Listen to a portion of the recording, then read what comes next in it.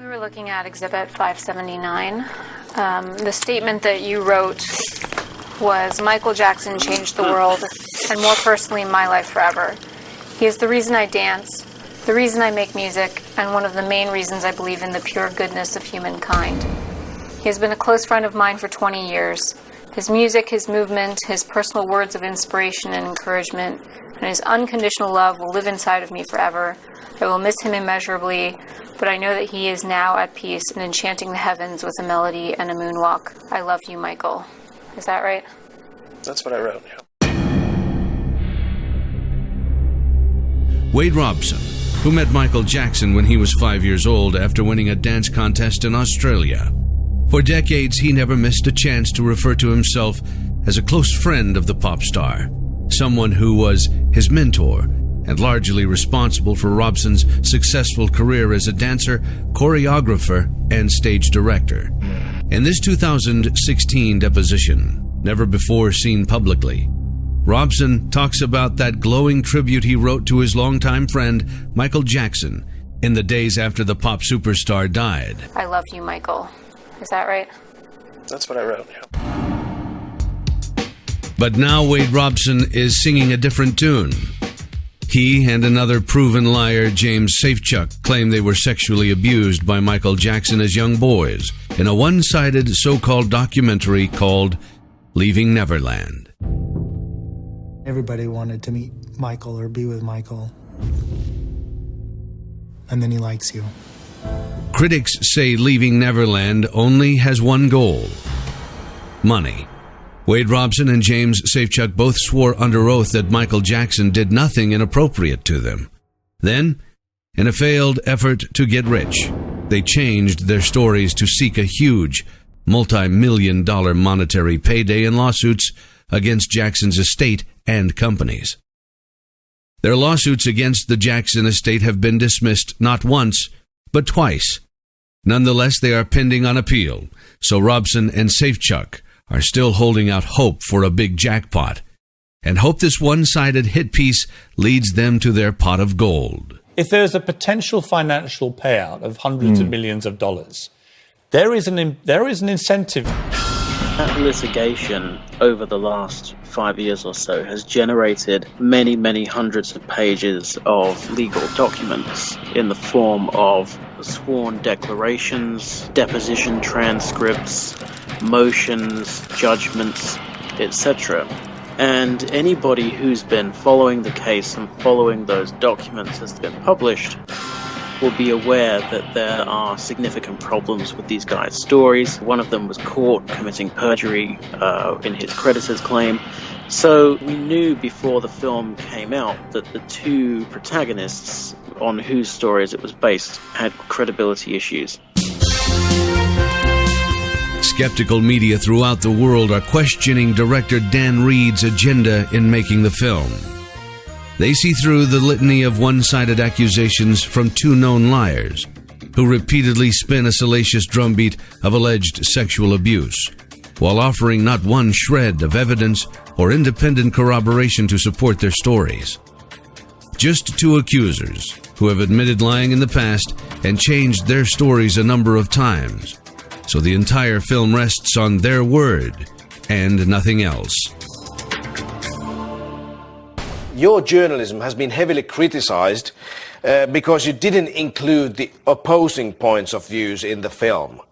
Was that a conscious decision from the get-go? If you're going to be mentioning Michael Jackson, though, don't you have some obligation to get in touch with the people who have his interests, even though he's not here, obviously? Because you're saying and you're repeating some pretty extraordinary things, don't you have an obligation to talk to the family, even if you claim this isn't about him? Well, what does the family know about the sexual abuse that happened? Do you think they know about the sexual abuse? But when you're doing it, this is a documentary. It is, say, yeah. Right? So when you're doing a documentary, don't you have an obligation to at least ask the question? Because you don't know what the answers to questions are until you ask. Well, we know that the family and the estate and Jackson during his lifetime and his lawyers all denied that any sexual abuse took place. And those views are strongly represented in the film. We give those views a lot of time in the film on screen. This is a huge payday, potentially, for anyone who can establish they were victims. And I'm not questioning them. I don't know the truth. I'm questioning you as the director because you never went to the Jackson family before you finished. We don't make any allegations about the Jackson family. So why would I? Well, you make an allegation that Michael Jackson's a paedophile. Yeah, so I make allegations about Michael, but Michael's dead. But he's dead. And I've put his rebuttals, his denials in the film. So the devil's advocate would say, well, OK, the guy's dead. He can't respond to this. Wade Robson and James Safechuck are not dead. Jackson was accused in 2003 by the Santa Barbara County District Attorney, who some said carried out a personal vendetta against Michael Jackson that lasted for more than a decade. Well, we haven't ruled anything out. In 2005, Jackson was declared innocent by a jury in a case involving a boy named Gavin Arvizo, one that CNN legal analyst Jeffrey Toobin called an absolute and complete victory for Michael Jackson and an utter humiliation and defeat for the prosecution. Since Leaving Neverland was released, numerous errors, misrepresentations, omissions, and outright falsehoods have been identified in the film, which relies solely on ever-changing stories of Robson and Safechuck. Leaving Neverland is a film that has been shown to include provable lies, conflicting accounts, contradictions, staged reshoots, faked scenes, reconstructed memories, critical information omitted, manipulated news clips, discredited source material, and key motives ignored. Perhaps the most glaring fabrication in Leaving Neverland comes from accuser James Safechuck, who clearly lied in the film by claiming he was sexually abused in the Neverland train station Michael Jackson had built to resemble the one at Disneyland. But there's a big problem with this story. A huge discrepancy in the timeline. He says that one of the locations where Michael Jackson was abusing him on a daily basis was the Neverland train station. Right. And he vividly describes the interior of the train station. Now, this version of the story that he tells in the TV show places that abuse in the train station in 1988-89. The train station did not even open until 1994.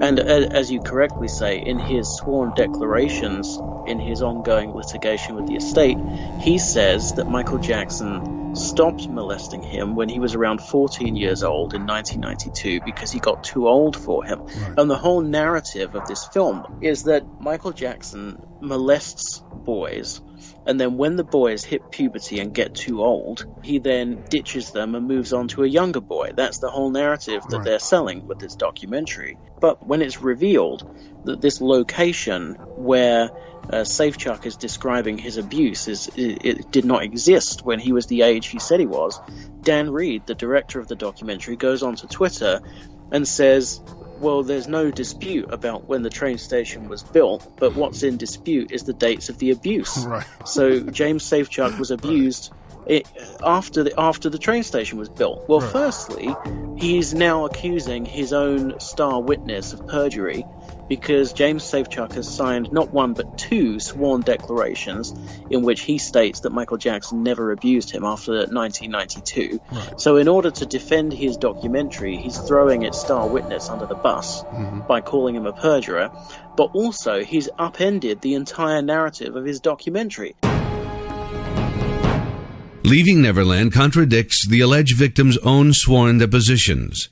In the video, Wade Robson spins a dramatic tale of being left alone in 1990 with Michael Jackson at Neverland.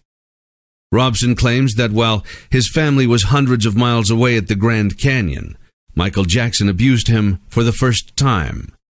But that's not the story Robson told in his lawsuit against Jackson's companies or in a deposition under penalty of perjury just months before HBO's cameras began rolling.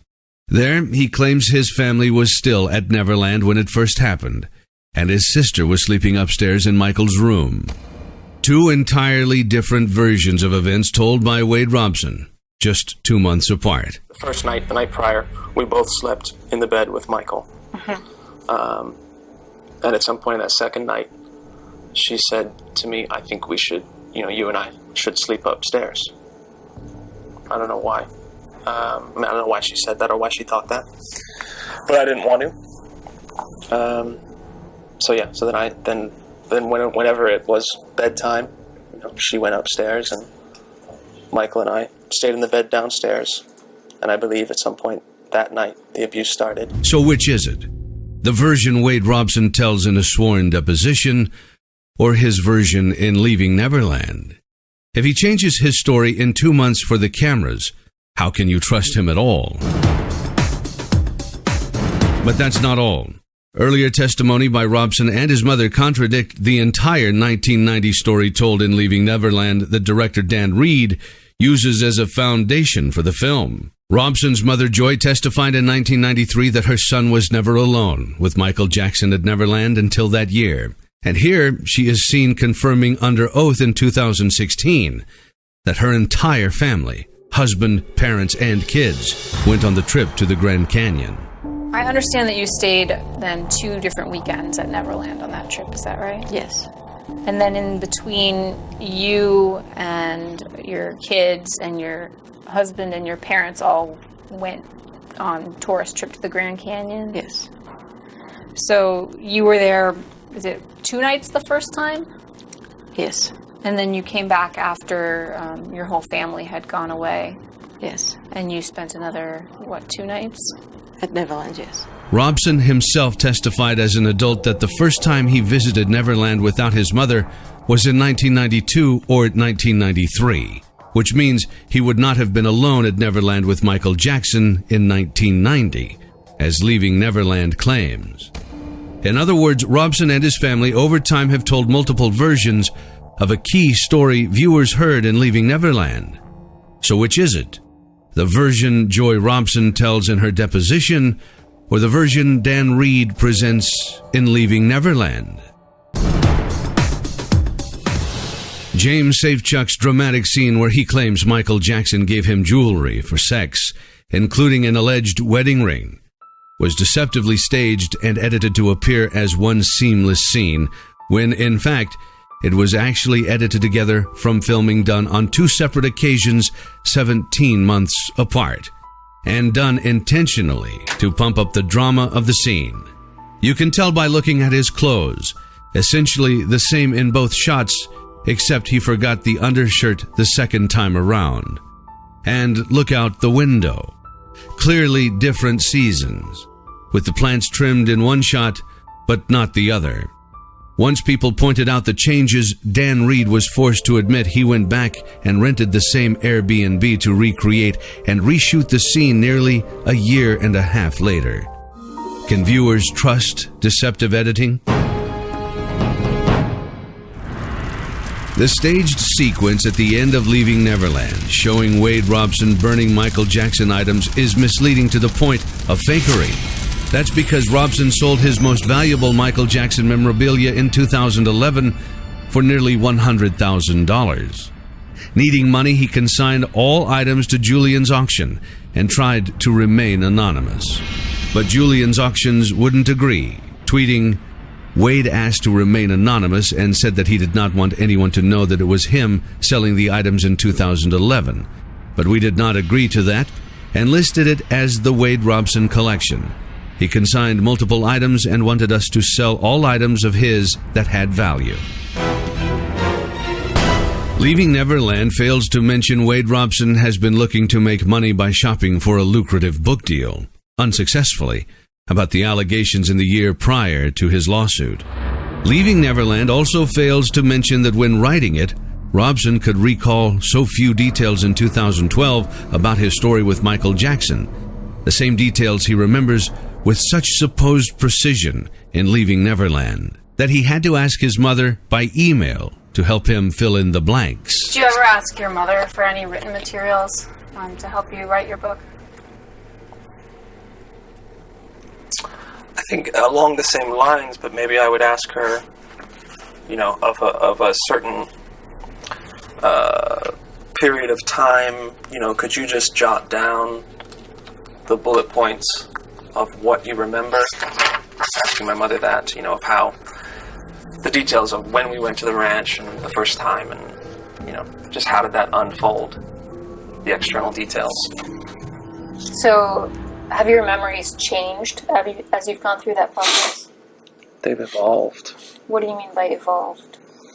Yeah, not changed in a sort of black to white sense. Like I thought it was this thing Well, I mean, they have as far as prior to the healing process, right? Prior to disclosing. But post-disclosing the abuse in 2012 and beginning that healing journey, they've evolved as far as I remember more details about scenarios as it goes along. You know, it evolves, details get added to. Wade Robson was one of the witnesses who eagerly testified for Michael Jackson in 2005. Robson had his family claim in Leaving Neverland it was at a Neverland dinner the night before Robson testified in Michael Jackson's 2005 criminal trial that he became convinced that he needed to lie on the stand the next day to save him. Except, according to Jackson family members, that dinner actually took place after Wade testified. He also claims in the film he had to testify because he was subpoenaed. Then you have his constantly changing story about how he came to testify in 2005 for Michael Jackson's defense, beginning with, I didn't realize I'd been abused, and then morphing into, well, I did know I'd been abused, but I didn't want to be responsible for orphaning his children, so I decided to testify in his defense, and then morphing into, I was threatened and bullied by Michael Jackson and his lawyers. So that story keeps changing. There are massive problems with his story, you know, to the point where you could take any one of those issues that I've just listed, and that would be sufficient grounds on which to say, this guy has problems with his story. You cannot believe it beyond a reasonable doubt. But when you add it all together, I mean, it's catastrophically damaging. Jackson's attorney, Tom Mesereau, who says he doesn't believe Michael Jackson was a molester for 5 seconds, said Robson never wavered during the trial and how adamant he was that Michael was innocent. He was very, very strong in his defense of Michael Jackson. He told me in no uncertain terms he had not been molested, he had not been abused, and that these claims were ridiculous. I mean, this man was so strongly supportive of Michael Jackson, so powerful in his defense of Michael Jackson, that it just shocks me that he's changed his story in recent years. I just can't get over it. Mesereau also says Wade Robson's claim in Leaving Neverland that he was subpoenaed and forced to testify in the 2005 trial is simply not true. So does defense investigator Scott Ross. As far as making anybody testify, I would love for Wade Robson to show me the subpoena he never got. When pressed in a deposition, Robson could not provide any specifics about his alleged subpoena. Do you recall being subpoenaed for the criminal testimony in 2005? I do. Do you recall where you were when you were subpoenaed? I don't. Do you recall if you were with anyone when you were subpoenaed? I don't remember how I got the subpoena. This is a transcript of your testimony from the 2005 criminal trial, correct?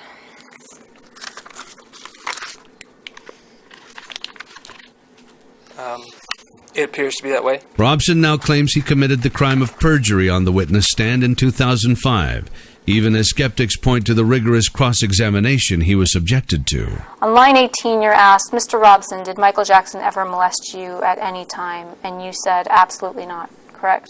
Correct. And that was a lie, right? That was a lie, yeah. Okay. On line 21, you're asked, Mr. Robson, did Michael Jackson ever touch you in a sexual way? And you responded, never, no, correct? Correct. And that was a lie, correct? That was what I had rehearsed with Michael. And you now claim that that was a lie, correct? That was not the truth, yeah. On line 24, you're asked, Mr. Robson, has Mr. Jackson ever inappropriately touched any part of your body at any time, correct?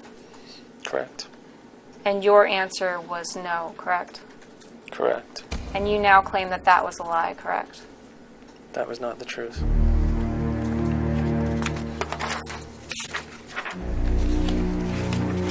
You turn to page 9100.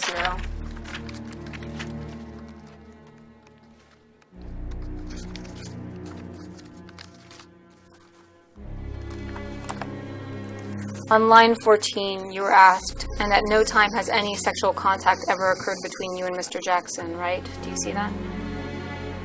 Yes. And your answer was never, correct? Yes. And you now claim that that was a lie, correct? was not the truth. That's why you always start with your strongest witness. In our case, that was Wade Robson. Wade Robson had to get through 3 seasoned, experienced, intelligent attorneys. How is it that when those 3 attorneys, this was not a surprise attack, those 3 attorneys were very seasoned, experienced, 3 attorneys with cross-examination history under their belt, prosecutors, got together the night before, prepared their attack. How are they not able to break Wade Robson? If you're trying to hide the truth, you're going to waver, you're going to do whatever. And James Safechuck's claim in Leaving Neverland that Jackson pressured him to testify during the trial is provably false because he was eliminated as a witness by the judge well before the trial even began. Leaving Neverland leaves out critical information that seriously calls Wade Robson's story into question. Robson's description of Neverland as an adult was nothing like the house of horrors he now claims it was. He gushed about how wonderful it was. So we went to the studio where he was recording the Dangerous album at the time, and it's like 89, and with the whole family, grandparents and everybody, and just hung out for a couple hours and watched videotapes, and then he asked the whole family to come back to the ranch, his place that night, Neverland, and we ended up staying there for like a week. That must be every kid's dream. I mean, my dream would have been to go there too. Yeah, I mean, it's Disneyland. You know, his house we showed up, it was just the best thing in the world. Wade asked if he and his fiancée could be married there while Michael was on trial. Turned down because it was such an inappropriate request at the time. And Robson even shot a short film at Neverland with his wife, and in the credits, thanks Michael Jackson for letting him use his sacred land. Michael Jackson is not going to be abused. Michael Jackson is not going to be slammed, is not going to be a piñata for every person who has financial motives. Another misleading piece in the so-called documentary. A news clip of Mark Garagos, who initially represented Michael in 2003 in the criminal case, is manipulated to appear as if he's threatening an accuser after Michael's arrest. We will land on you like a ton of bricks. We will land on you like a hammer. If you do anything to besmirch this man's reputation, anything to intrude on his privacy in any way that's actionable, we will unleash a legal torrent like you've never seen. In fact, he was talking about a completely different legal case in which he and Michael were secretly videotaped on board a charter aircraft. Disclosed that those 2 video cameras, which also apparently had audio on them, were surreptitiously placed in there, were recording attorney-client conversations, and then somebody had the unmitigated gall to shop those tapes around the media outlets in order to sell them to the highest bidder. Graphic sexual details, especially in Safechuck's story, are similar to details contained in a discredited book by Victor Gutierrez, who Michael Jackson successfully sued for $2.7 million. Leaving Neverland never mentions that Wade Robson literally begged to get a position working with Cirque du Soleil on the Michael Jackson 1 show in Las Vegas, a job that he badly wanted prior to suing Michael's estate. A couple of years before the show premiered, Wade sent an email to the creative team at Cirque stating, and I quote, "I always wanted to do this MJ show badly."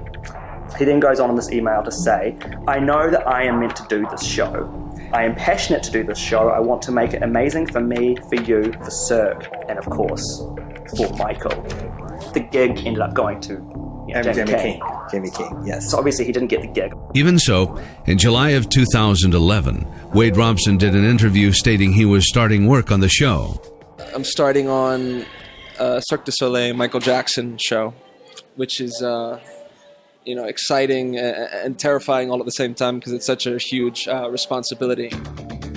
Wade's changed his story about 4 different times. I would say that Wade, decided he went to my uncle's memorial. He did tribute shows left and right for my uncle. The minute he did not get MJ1, he all of a sudden starts writing a book on the down low. No one wanted to buy the book, and then all of a sudden he comes up with these allegations. Leaving Neverland also strongly implies that 2 other friends of Michael Jackson's, Brett Barnes and actor Macaulay Culkin, were sexually abused. It suggests that other boys were lined up to replace older ones, almost like an assembly line. Yet neither was contacted during the making of the film. Instead of giving them a fair chance to respond to his smears, Reed threw up a sentence on screen for 5 seconds stating they have consistently denied abuse, seemingly winking at the audience as he does it. Both have always maintained Michael was never inappropriate with them, and both testified under oath as adults that nothing untoward happened. Like, we were friends. We were like, seriously, he was like my best friend growing up for a good fat stretch of my life. Yeah. Like it was legitimate friendship. All I can speak to really is, like the way he was, and despite whatever the reasoning was, kind of thing. Yeah. But no, he liked being around kids, And it wasn't odd. No. To you. It was, honestly, it never struck me as odd. I never felt uncomfortable or anything like that. Brett Barnes contacted his lawyers and asked his name and likeness to be removed from the film. HBO refused. And there are even more verifiable lies being spun by leaving Neverland in the promotion of the film. Director Dan Reed states that Robson and Safechuck didn't meet as adults until the Sundance Festival. This is false. According to Robson's 2016 deposition, they spoke in 2014, and their shared legal team was present. Later, it was revealed the meeting occurred in person over lunch. Robson claimed that he was abused hundreds of times. But his deposition and his mother's depositions show that they only spent 4 occasions at Neverland while Michael was there, between 1991 and 2005. They slept a couple of times at Jackson's condo in Century City, and sometimes other people were there too, and Wade never went on tour with Jackson. So why didn't Wade Robson speak up sooner? In the film, Robson claims he was in love with Jackson, and that was why he did not speak sooner. But that's just one of the many versions he gave. He also says he didn't know it was abuse and was wrong. He thought he would go to jail. He was taught to lie about abuse, but others say it's because now that Michael Jackson is dead, he is an easy target for those who are willing to make up any allegations without risk of being sued for defamation. Every single person who accuses Michael Jackson subsequently goes straight to a civil lawyer and tries to sue him. There is never an accuser who simply walks into a police station and says, Michael Jackson molested me, what are you going to do about it? They always go to a lawyer and say, let's get rich. Did you attend the memorial service for Michael Jackson at the Staples Center? Yeah. Robson's reaction to Michael Jackson's death is telling. In leaving Neverland, Wade Robson and his family claimed they remembered in detail his being broken up at Michael Jackson's memorial service, even more than at his own father's funeral. It's obviously intended for drama, but just a few months before the HBO cameras rolled, in his 2016 deposition, Wade Robson casts doubts on that version. It also showed he was still annoyed he wasn't invited to a private service for family and close friends. Did you cry at the memorial service at the Staples Center?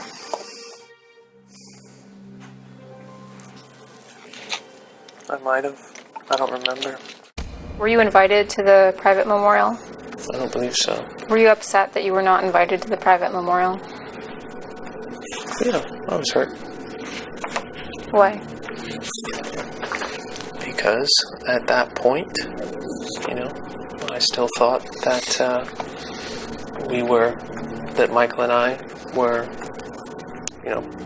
close friends for a very long time, had a long relationship, that I would have been included in something like that. Actually, he was so eager to exploit his friend's death, he reached out to producers of the primetime show So You Think You Can Dance less than 24 hours after Jackson died to make sure they knew he was available in case the show was planning a tribute. This is an email that you wrote to Jeff Thacker on June 26, 2009, correct? Yeah. Is the show that you're referring to in the last second to last sentence or second to last line? You said, I wanted to write you now, so if you guys are thinking of doing any dance tribute to MJ on the show, I would like it to be me who does it. Do you see that? Yeah. Is the show So You Think You Can Dance? Yeah, I believe so. Okay. Is Jeff Thacker associated with So You Think You Can Dance? Yeah, he's a producer. It speaks to my compartmentalization at the time. In fact, Wade Robson had nothing but wonderful things to say about Michael Jackson, both while he was living and after he died, when his career was involved. In general, with Michael, just had a wonderful relationship. I learned so much from him as an artist and as a kind human being. And it's my goal to try and just continue as much as I can in my own little world, that legacy. We talk so much about him as the pop legend, which is important, but it's nice to really remember that he was a man, that he was a father, and that's what it's really about, is a father and his children, and he's a wonderful dad. Are you still friendly with Michael? Yeah, we still talk every couple months, catch up. You do, really? Yeah. Well, what's he like? What's he like? He's a good guy. Is he a good guy? Even after Michael's death, Wade Robson had nothing but praise to offer, including these interviews prior to the emotional 2009 MTV Music Video Awards tribute to Michael Jackson, starring Michael's sister Janet, in which Wade performed as one of her dancers. It's a huge connection between Michael Jackson and MTV and really starting this real music video generation on MTV. I mean, Michael was really the king of that. So I like all of those connections, and obviously my connection with Michael and all of that coming together is kind of just one of those serendipitous things where all the elements have come together. So I'm excited for a lot of reasons to be a part of it. These are Michael's gloves from the Bad music video. Michael gave them to me when I was, 7 or 8. He's going to be with us spiritually, and I wanted to feel something physical from him.